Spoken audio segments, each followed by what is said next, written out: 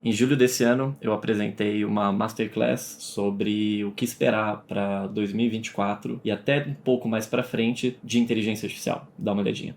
Boa noite mais uma vez, pessoal. Vou fazer a apresentação que a gente consegue entender, do que a gente consegue compartilhar do que é inteligência artificial agora no segundo semestre de 2024. Dentro do guarda-chuva da inteligência artificial, você tem o aprendizado de máquina, o aprendizado profundo e as redes neurais, né? Que a gente está, para o geral, está começando agora a se familiarizar com os termos, né? Quando a gente tem uma programação determinística, você tem um resultado só com a mesma entrada, né? Então, por exemplo, se você for montar um algoritmo para organizar cartas na sua mão, você vai ter um resultado único de acordo com o que você está pedindo para ele fazer. Dependendo da ordem que tá, pode ser, né, aleatória, mas ele vai te dar uma ordem final. Então, por exemplo, colocar as cartas em ordem de naipe e número, né?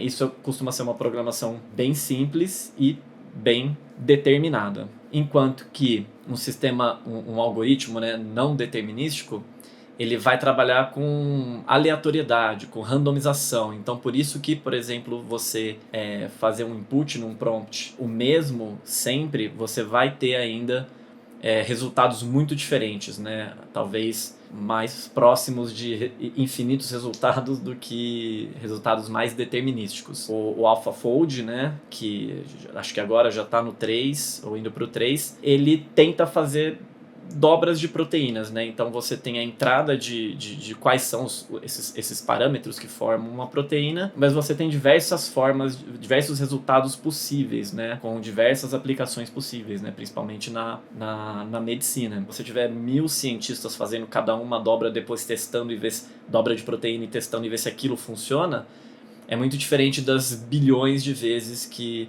no mesmo período um modelo consegue fazer, né? E aí é interessante trazer esse conceito do que é um modelo de inteligência artificial. Nada mais são números flutuantes em matrizes. E aí tem várias formas de você organizar isso. E ele está criando um modelo de mundo, né? Então, se você pegar um banco de dados que é texto, para poder gerar um modelo de mundo baseado naqueles textos. Tudo que já foi feito de texto humano, né, tudo que já foi produzido de texto na internet, e ele criou um modelo de mundo baseado nisso. Então, quando a gente fala que o modelo está alucinando, ele está fugindo daquilo que a gente espera, mas ele foi treinado naquilo, né? Então, criar um passado diferente para uma figura pública, a gente sabe que não é verdade, mas você pode usar ele para criar o passado de um personagem de ficção. E ele vai estar dentro de uma realidade daquilo que ele entendeu. Então, ele tem um modelo de mundo extremamente realista. Então, ele é otimizado para produzir textos que sejam realistas, né? Então, o pessoal fala muito que é um papagaio estocástico ou um autocorretor turbinado, né? Eu discordo um pouco. Eu acho que a gente já está avançando bastante em questão de raciocínio. Cada modelo é otimizado para alguma coisa. Então, um grande modelo de linguagem ele vai ser otimizado para um processamento de linguagem natural, né? E um chat GPT vai ser otimizado para você ter uma conversação. Um modelo de identificação de imagens vai estar otimizado para você identificar certas imagens, né? É um gato, é um cachorro, é uma maçã ou é uma coruja. Durante muito tempo, o que a gente tinha de melhor era o RLHF, né, que é o Reinforcement Learning Human Feedback, onde humanos falavam, né, isso aqui, ele gerou um gato ou um cachorro. Ah, ele gerou um gato, né? Essa é uma das melhores formas da gente acertar os detalhezinhos ali no meio para chegar nessa otimização. A gente já está nas multimodalidades. A gente tem grandes modelos de linguagem, a gente tem visão computacional, a gente tem áudio, tem vídeo. Então agora, em vez de você treinar os modelos só com um universo, né? Vamos supor, o universo do texto, o universo do áudio, você treina ele junto.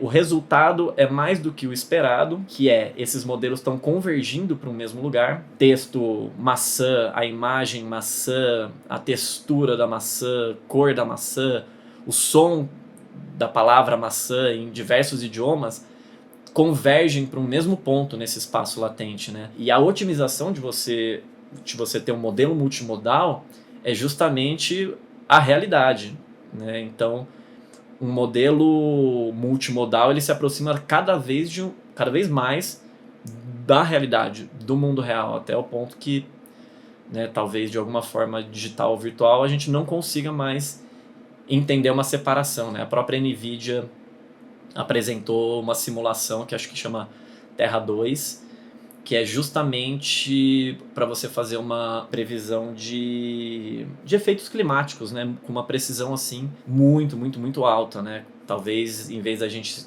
ter notícias do tempo que erram 3 dias, seja coisa de horas, né? Essa seria a otimização desses modelos. Então, dentro desse espaço latente, esses tokens, e quando você tem a relação entre esses tokens, eles apontam numa certa direção e modelos multimodais estão começando a apontar para os mesmos lugares. ChatGPT estreou em novembro, né? Na verdade, último dia de novembro de 2022, e de lá para cá a gente teve um avanço assim, muito significativo, especialmente porque agora as pessoas estão entendendo como que isso pode entrar na nossa vida, como isso pode fazer parte da nossa vida. O processamento de linguagem natural, por exemplo, ele não é só em texto. Se vocês já assistiram o filme Her, é um sistema operacional de conversação. E a gente teve os anúncios da OpenAI e da Google de que isso agora já é possível. E é muito interessante que você consegue conversar com um modelo, né, que é multimodal sobre qualquer coisa, e ele tem entonações, ele tem nuances, né, de emoção. Você consegue ter uma conversa natural como a gente tem com humanos. Às vezes a gente está falando e alguém interrompe ou muda de assunto, né? A gente tem muito isso nas nossas interações pessoais, e os grandes modelos de linguagem, esses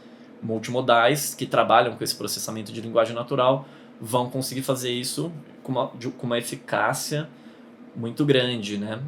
Inclusive, é dito que esse atraso todo com relação ao lançamento desse modelo de voz, dessa interação de voz com o ChatGPT, é porque é muito realista, né? Tudo isso já é possível de fazer, só precisa alguém juntar as peças, né? Você tem modelos que simulam emoção de voz, copiam a sua voz e conseguem imitar tons de voz e emoções de voz. Você tem modelos que com uma foto sua conseguem te dar expressões faciais e sincronizar o seu lábio com essa voz que também foi copiada, e você pode ainda gerar isso de uma forma interativa ao vivo, né?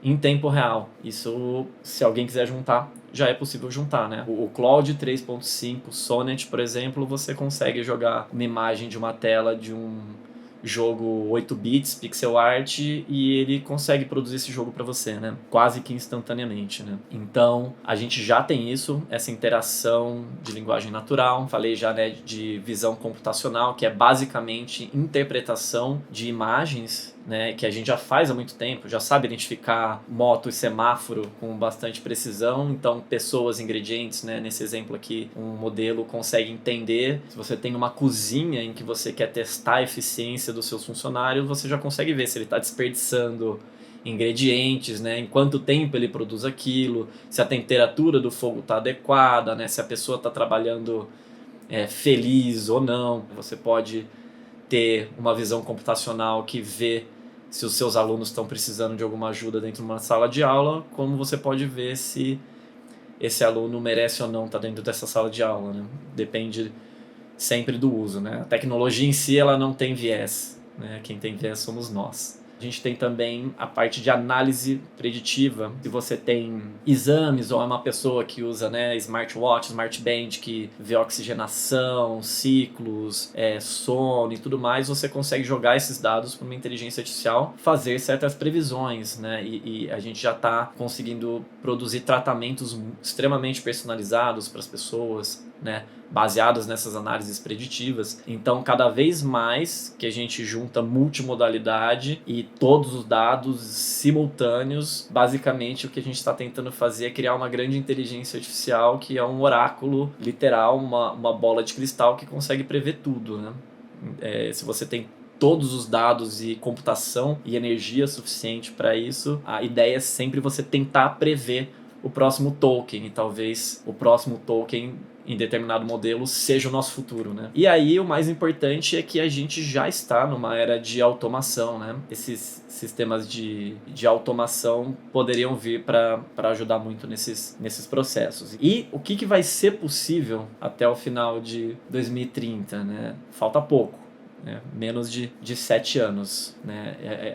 A gente provavelmente nunca viu uma transformação como tá para vir. O objetivo de todas essas esses big players é chegar numa inteligência artificial geral.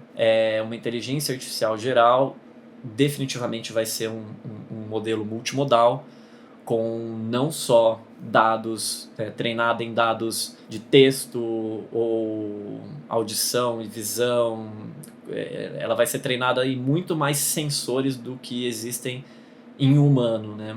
Então, ou vai extrapolar dentro do espectro do que os humanos são capazes. Por exemplo, a gente tem uma faixa de frequência que a gente enxerga de luz e cores. Um modelo, ele não precisa se limitar a isso, ele pode ser sensível a tanto infravermelho quanto ultravioleta, dados de orientação espacial, enfim, multimodal. E só para a gente, né, entender, se alinhar no que significaria, né, uma inteligência artificial geral, a DeepMind, ela tem os níveis de inteligência artificial geral. Hoje a gente tem modelos especializados que são sobre-humanos, então eles têm capacidades que vão muito além de humanos em determinadas áreas, né? Em áreas especializadas, específicas. E a ideia de você ter uma inteligência artificial geral é que ela consegue extrapolar os dados, generalizar em mais do que uma área, né? Então, acho que isso torna claro por que precisa ser multimodal. Um dos cenários, né, que botam assim para ilustrar é você pedir para o robô e fazer um café para você, né? O robô, para fazer um café, ele precisa conseguir andar, não pisar no gato, né? Pegar o copo, colocar certinho embaixo. A gente faz tudo isso automaticamente, mas isso ainda é extremamente difícil para um robô não programado, passo a passo, né?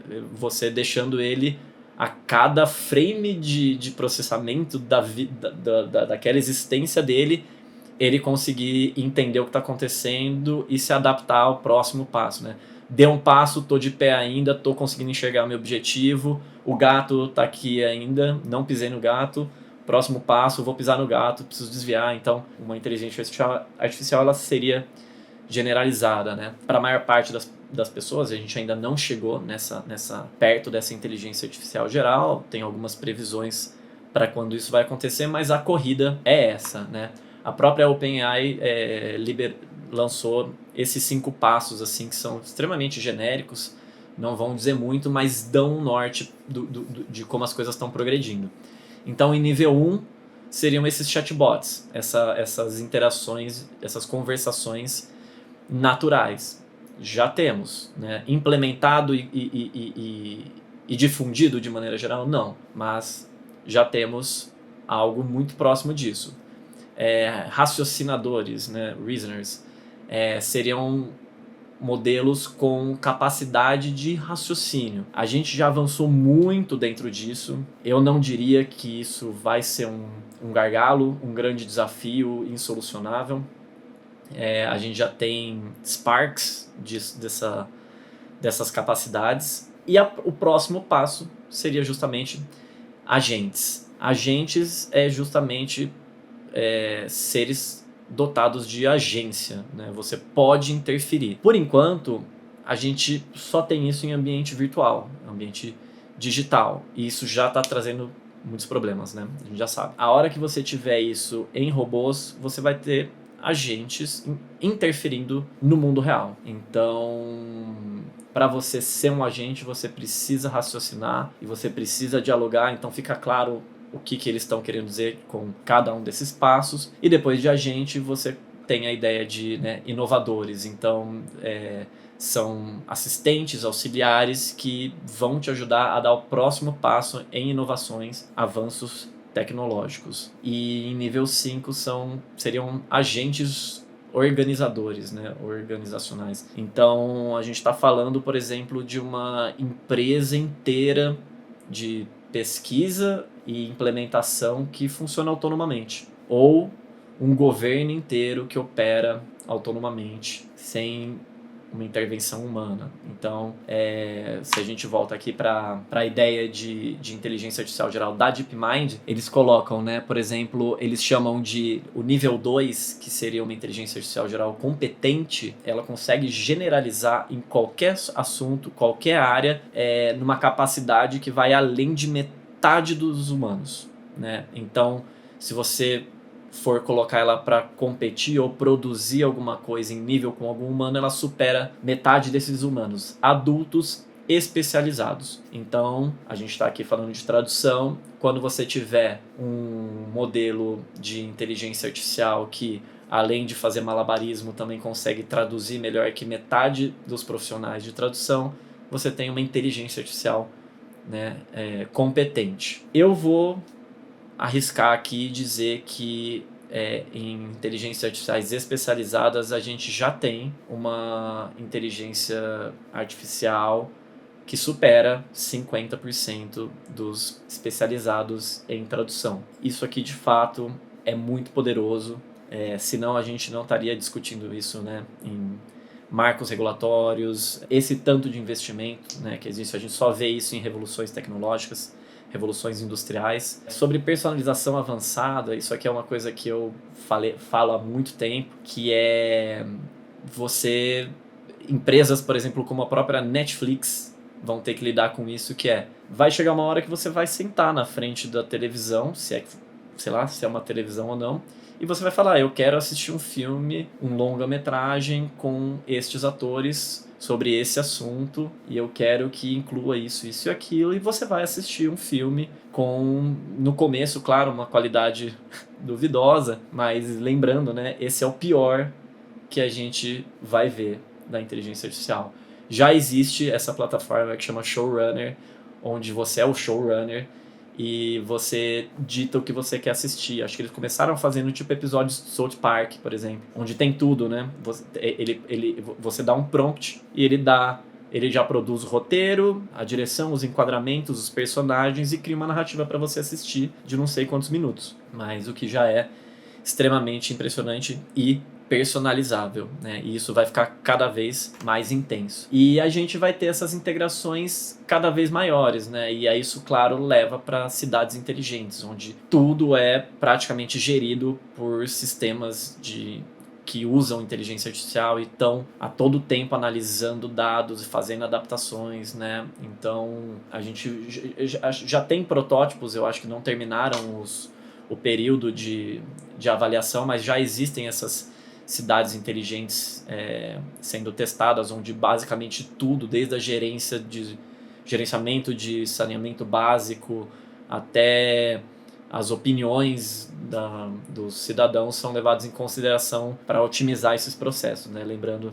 então seria uma mistura de modelos, enquanto você não tem um grande só modelo que faz tudo isso. Eu acho que eu vejo muita gente se perguntando por que os robôs têm essa cara humanoide, por que eles são humanoides, né? O mundo que a gente moldou, ele foi feito, a gente moldou ele pra gente. Então faz muito sentido que a gente primeiro comece produzindo esses robôs humanoides, porque eles vão fazer uso das mesmas ferramentas que a gente, passar pelas mesmas portas e utilizar os mesmos veículos. Então, só deixando claro que por que eles têm essa forma humanoide, né? Para que a gente está fazendo o filme O Robô, né? Tornar ele realidade, né? A NVIDIA, que é a que produz placas de vídeo, chips, se tornou a empresa mais valiosa, né? Acho que 3,4 trilhões de dólares, ultrapassando todas as outras, porque eles são os mais especializados em produzir o hardware que é necessário para você produzir o software de inteligência artificial. Então, por exemplo, a própria OpenAI, desde o começo em que ela vem com a coisa do ChatGPT para expandir, já tem investimento para tentar produzir os próprios chips e se tornar autônoma, né?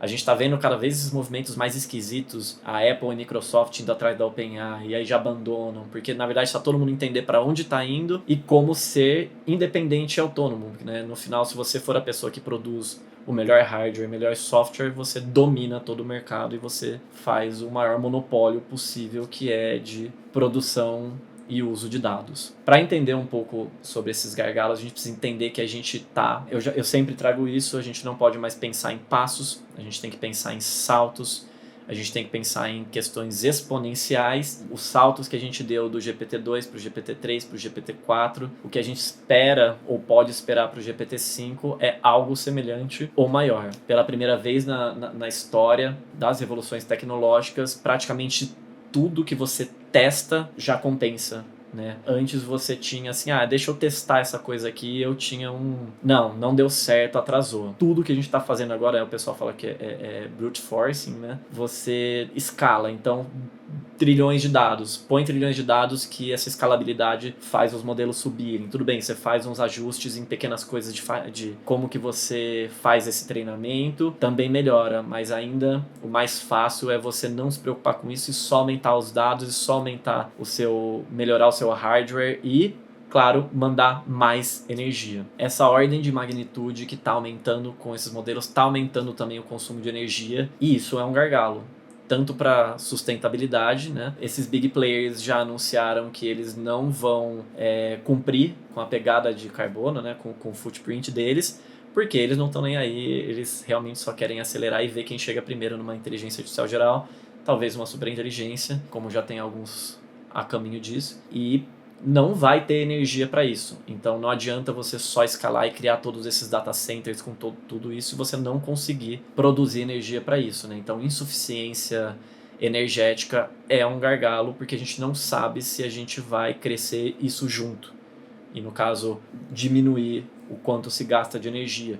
Já foram reativadas diversas usinas termais que estavam desativadas nos Estados Unidos. Né? Então estamos lá de novo queimando coisas para poder produzir essa energia, não a gente, né? Fala a gente, essa humanidade. Então é preciso entender essas ordens de magnitude, elas é que vão ditar para a gente onde estão esses gargalos. Dados são um gargalo, eu tenho trazido a ideia de proletariado dos dados, então acho que vai ter um período aí em que a gente vai ter alguns empregos de produção de dados, né, para serem captados e utilizados para treinamento de modelos. A gente está falando de automação de processos cognitivos. A robótica vem para reduzir esforços físicos e a inteligência artificial vem para reduzir esforços mentais. Então, no momento em que a gente for capaz de automatizar a pesquisa em inteligência artificial, tanto é que é muito engraçado quando você pega esses relatórios de quais são as profissões que vão demorar mais para assumirem e tá lá no topo, né? A última profissão a assumir, ou mais importante, seria a pesquisa em inteligência artificial. Parece super enviesado, mas é que a partir do momento que você produz uma inteligência artificial capaz de produzir uma inteligência artificial, aí a gente com certeza perde o controle quase que completo sobre esses avanços, né? Porque quanto tempo a gente não levou para chegar e produzir esses modelos e quanto tempo eles vão produzir modelos melhores que a gente, né? Então, inteligência artificial é hype. Inteligência artificial é hype, mas não é só hype, né? A gente está falando de muita cortina de fumaça, né? Porque as pessoas ainda não entendem o que é inteligência artificial. Tem pipoca sabor inteligência artificial. É preciso tomar bastante cuidado com o que é inteligência artificial, que é esse AI washing. Como essa inteligência artificial vai entrar em cada área, em cada segmento, em cada setor, provavelmente vai depender de entendimento daquela área, entendimento daquele setor. Todo mundo vai colocar inteligência artificial porque tem muito dinheiro indo para isso. A gente ainda não está no inverno, não está vendo um platô, a curva continua apontando para cima em praticamente tudo que a gente está testando. Então, ao invés de abandonar o barco da inteligência artificial e achar que vai ser um novo Bitcoin ou NFT, dá uma olhadinha para onde está o dinheiro sendo canalizado, para onde está tendo cada vez mais pesquisa e cada vez mais avanço, né? Eu acho que quando a gente acompanha... Quem aqui já usou alguns modelos de linguagem como o ChatGPT, meio que desde o começo, desde o ChatGPT 3 até agora o 4 Omni, eu tenho certeza que vocês viram a qualidade, a mudança nessa qualidade. Nós não temos mais benchmarks para esses modelos, né? A gente está tendo que criar novos benchmarks para poder testar as capacidades desses modelos. A gente tem os dois grandes problemas que são gargalos, eu diria, para nós, que é a questão de interpretabilidade e alinhamento. O GPT-2, a gente consegue entender exatamente cada neurônio, né, que está rolando ali durante o processamento. A gente conseguiu fazer isso utilizando o GPT-4 para testar, né? Então, a brincadeirinha dessa charge é justamente a gente analisar o output e falar, não, tá beleza, tá safe, enquanto que mais para frente, muito provavelmente, a gente não vai conseguir interpretar esses dados. A gente está falando de trilhões de parâmetros, né? Os próximos modelos das próximas gerações, tipo GPT-5 ou 6, a gente está falando de uma ordem de magnitude de 10 a 100 trilhões de parâmetros, independente se os dados são sintéticos ou não, porque a gente está vendo avanços utilizando uma produção híbrida de dados naturais e dados sintéticos, ou seja, dados que não têm nenhuma intervenção humana. É basicamente pedir para um chat GPT produzir bilhões de textos, jogar isso para treinamento, a gente consegue ver um certo avanço, precisa resolver questões de enviesamento, mas essa parte de interpretabilidade ainda está engatinhando. E o problema do alinhamento é justamente você ter, a hora que você chega numa inteligência artificial geral, numa automação de pesquisa em inteligência artificial e que você começa a perder o controle, você precisa, de uma certa forma, fechar esses modelos, eles vão ser extremamente perigosos, eles vão ser militarizados, né? A gente já sabe,